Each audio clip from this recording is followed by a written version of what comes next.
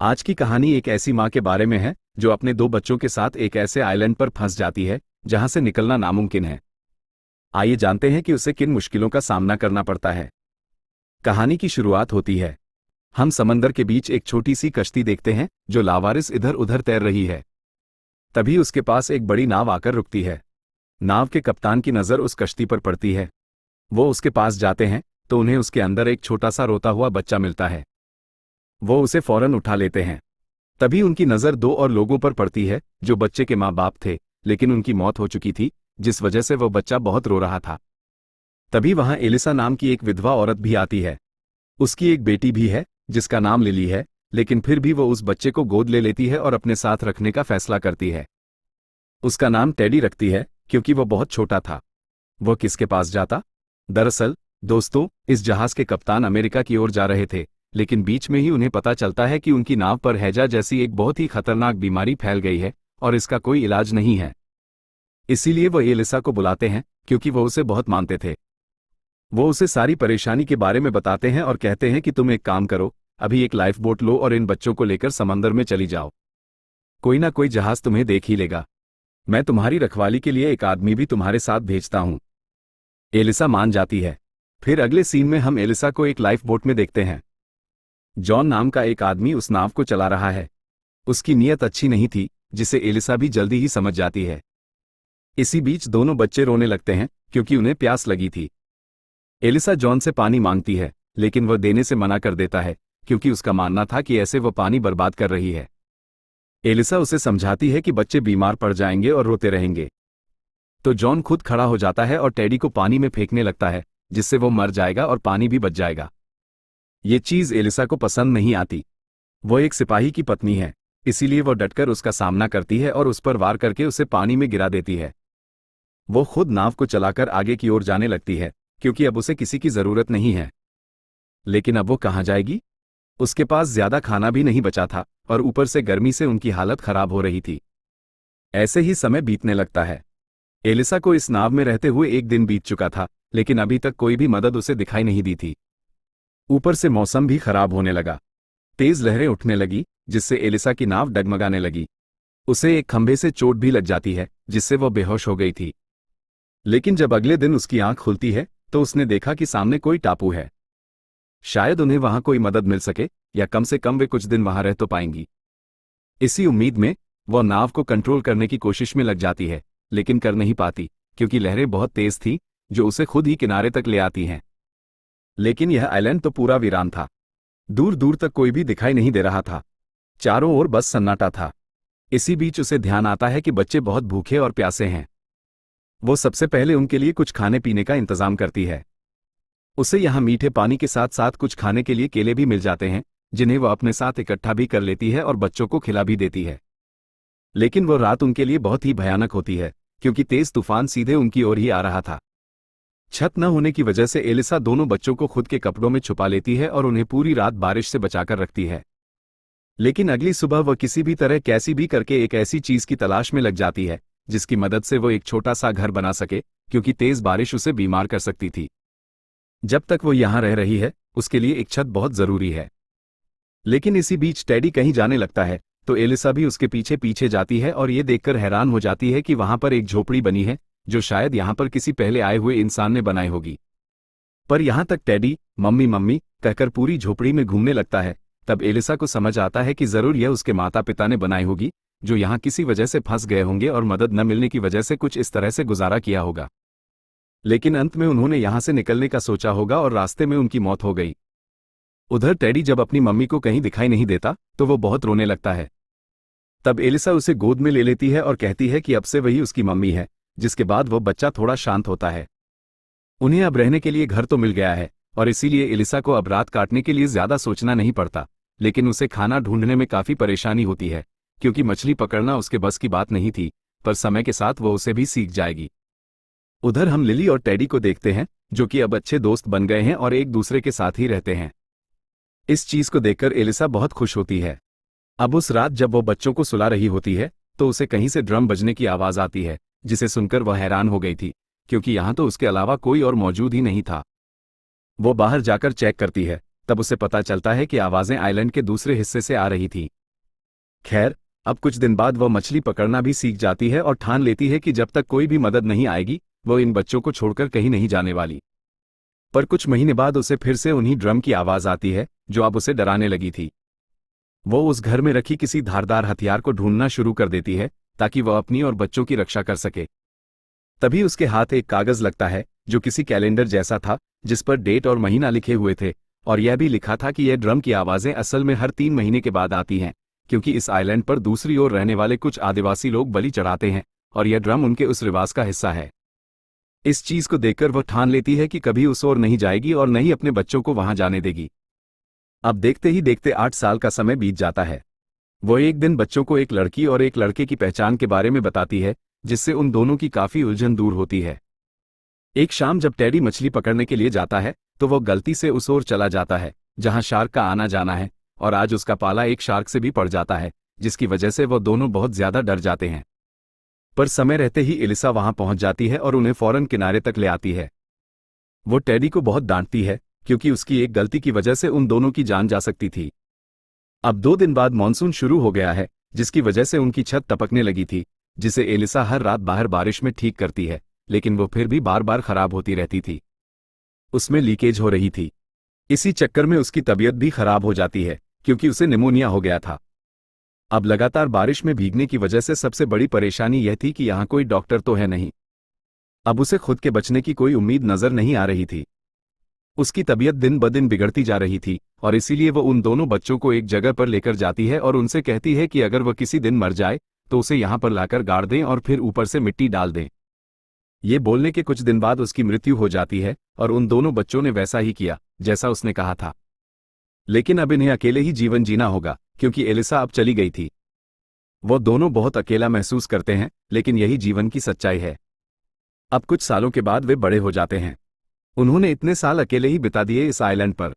एक दिन सोकर उठने के बाद टेडी उसके पास आकर कहता है कि चलो हम वो अंडे छुपाने वाला गेम खेलते हैं। लिली मान जाती है और फिर उस गेम को खेलना शुरू कर देती है जिसमें उन्हें छुपाए हुए अंडों को ढूंढना होता है। लेकिन हर बार की तरह लिली इस गेम को जीत जाती है, जिसके बाद टेडी उसे इनाम के तौर पर एक बेशकीमती समुद्री मोती देता है जो उसे बहुत पसंद आता है और वह उसे अकेले में जाकर पहनती है। जैसे जैसे उनकी उम्र बढ़ती जा रही है वैसे ही उन दोनों के हार्मोन्स भी बढ़ते जा रहे हैं। दोनों एक दूसरे को छुप छुप कर देखते हैं। ऐसे ही एक दिन जब टेडी मछलियां पकड़ने के लिए पानी में जाता है तो वह फिर से उसी शार्क वाले इलाके में जानबूझकर घुस जाता है और एक बार फिर उसका सामना शार्क से होता है, लेकिन हर बार की तरह वह आज भी बच जाता है। इस बारे में वह लिली को भी बताता है, लेकिन वह कहती है तुम्हें ऐसा नहीं करना चाहिए। अगर किसी दिन तुम्हें कुछ हो गया तो मैं अकेले कैसे जिंदा रहूंगी यहाँ पर? टेडी कहता है कि ऐसा कुछ नहीं होगा, तुम बहुत डरपोक हो, इसीलिए मुझे हमेशा छुप छुप कर भी देखा करती हो।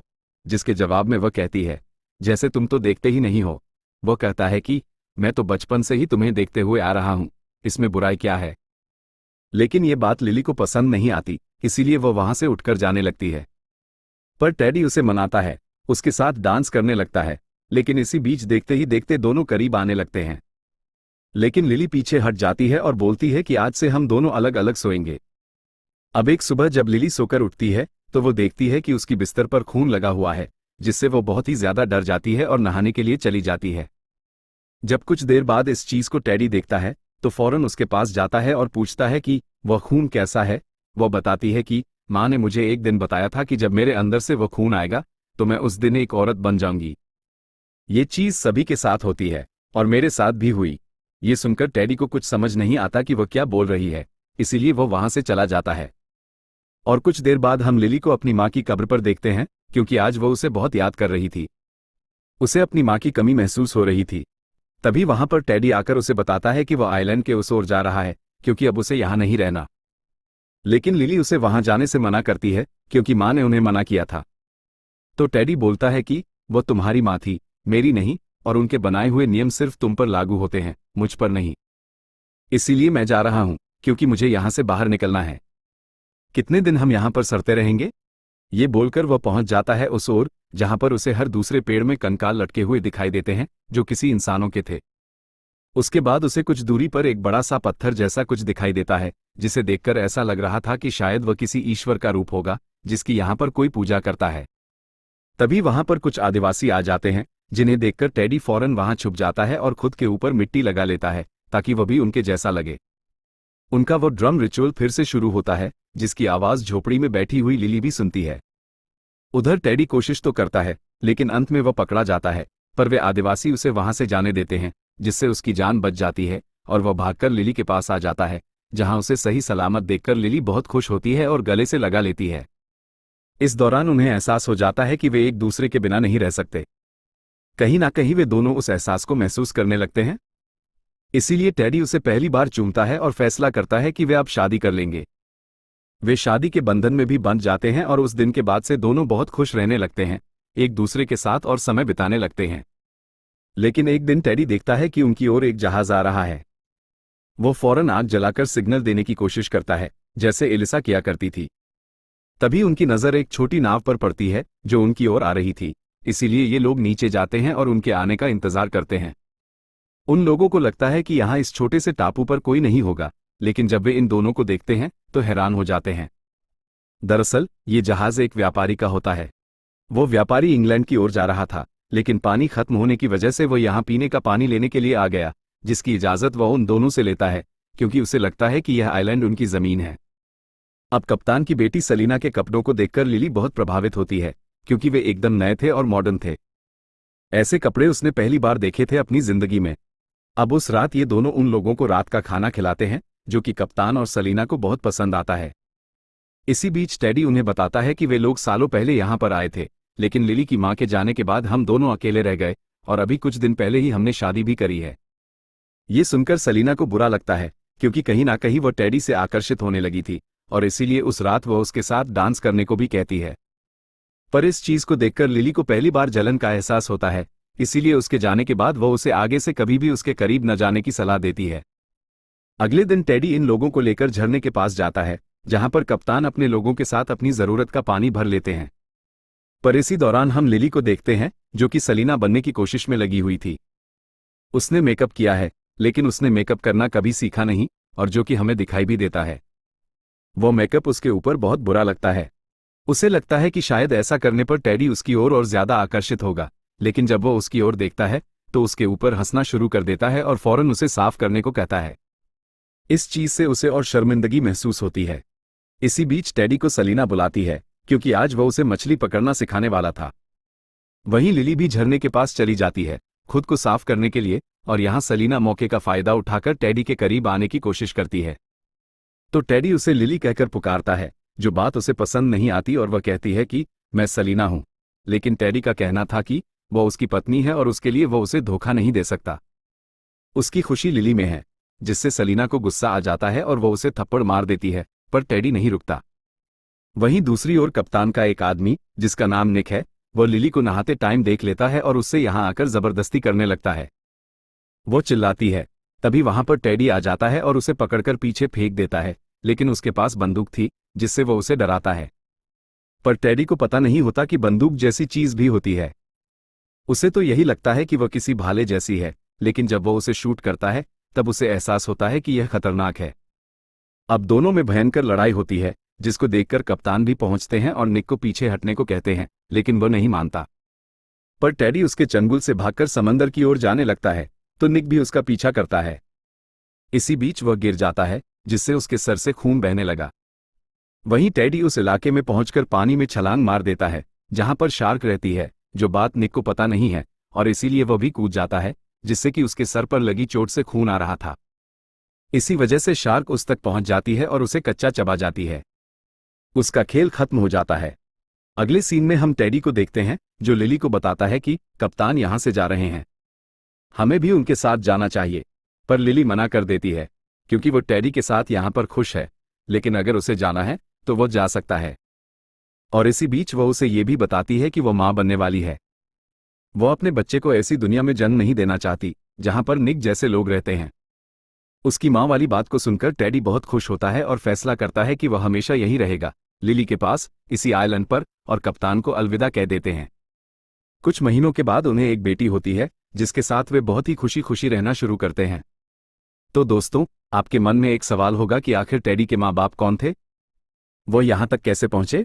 अगर पहुंच भी गए तो उन्होंने खुद को इतने दिन जिंदा कैसे रखा?